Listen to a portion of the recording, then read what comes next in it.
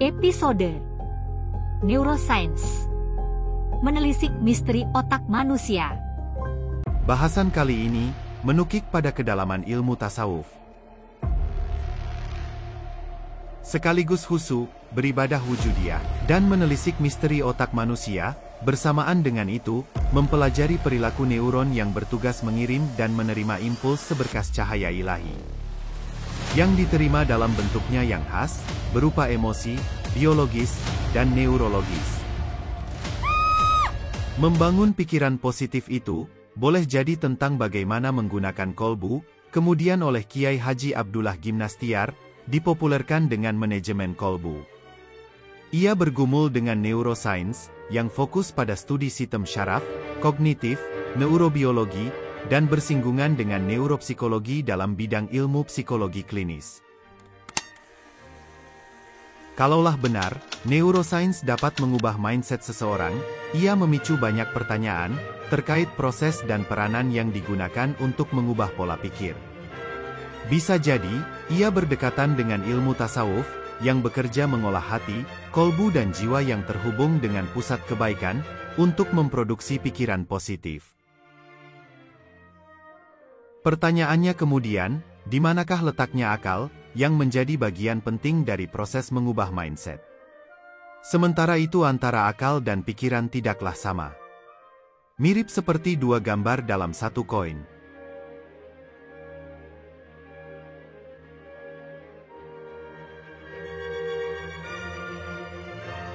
When I was in school, I was taught that the brain is the master organ in the body.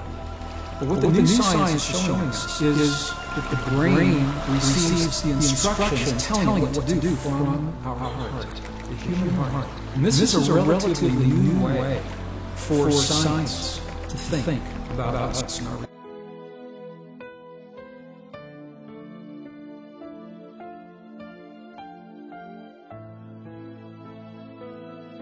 Dari penelitian termaju saat ini, demikian menurut Greg Braden, seorang penulis terlaris 5 kali di New York Times, ia terkenal sebagai ilmuwan, dan sebagai pioner paradigma baru berbasis sains, menyimpulkan bahwa, ternyata hati atau kolbu merupakan pusat olah pikir, yang mengkonfirmasi, memimpin, bahkan dalam keadaan tertentu secara spontan, tidak jarang, memerintahkan amigdala dalam sistem limbik seseorang, untuk membajak neokorteks atau pusat pikiran rasional manusia. Jika demikian, benarlah sabda Nabi Muhammad Shallallahu Alaihi Wasallam yang mengatakan, ketahuilah, bahwa dalam tubuh manusia terdapat segumpal daging. Apabila ia baik, maka baiklah seluruh tubuh. Dan apabila rusak, maka rusaklah seluruh tubuh. Ketahuilah, ia adalah hati. Itulah mengapa, Rasulullah sering berdoa, wahai zat yang maha membolak-balikan hati, teguhkanlah hatiku atas agamamu. Hati, atau kolbu, tampak serupa, ia sama-sama berada di ruang abstrak yang, dalam ilmu tasawuf, dipetakan dalam 3 unsur kejadian manusia, yakni jasad, nyawa atau nafs, dan unsur ruh, namun secara fungsional, ketiganya dapat dibedakan. Jiwa menyimpan memori duniawiyah, nyawa dimiliki semua makhluk hidup, sedang hati atau kolbu, kendati sama-sama berada dalam jasad, ia bersifat ruhiyah, yang hanya dimiliki manusia, sebagai intisari atau pusat berpikir, seperti kesimpulan Greg Braden. Kombinasi respon akal pikiran yang sehat, dipadukan dengan perenungan batin yang diterangi sinar cahaya kebenaran, dari perspektif neurobiologi, bukan hanya kolbu, tetapi juga jasad manusia, haruslah ikut dilatih, tunduk pada kekuatan yang maha kuasa, agar ia tahu diri, hanyalah sekumpulan subatomik yang mudah pudar. Melatih ketundukan itu, umat Islam, misalnya, dengan cara syahadat, sholat, puasa, zakat, dan haji.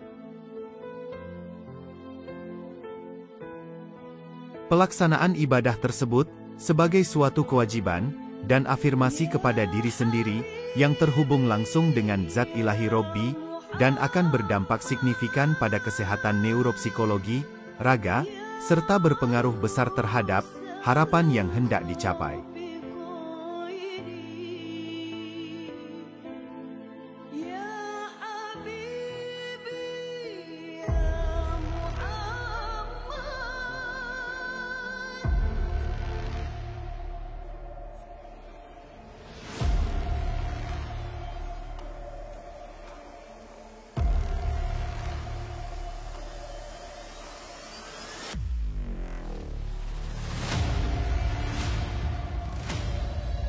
Sesi ini habis, kita sambung lagi. Jika kalian ingin merubah masa depan yang gemilang, tunggu sesi berikutnya.